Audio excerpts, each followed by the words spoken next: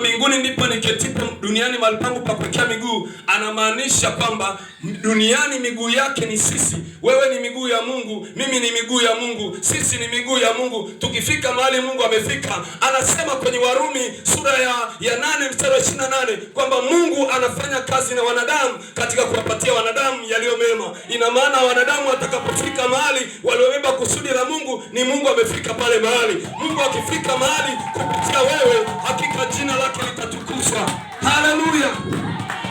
Utakapofika mahali miguu yako inahesabiwa heri. Ukifika kwa ajili ya heri, miguu yako inahesabiwa heri. Ukifika kwa ajili ya shari, miguu yako inahesabiwa shari. Kuna watu miguu yao Biblia inasema inakimbilia kumwaga damu.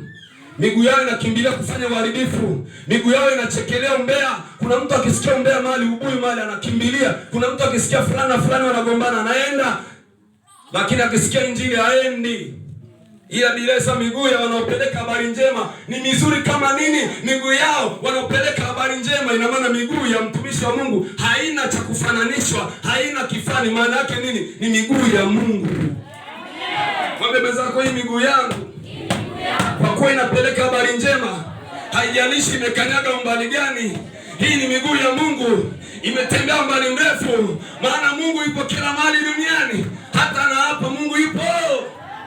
Haleluya.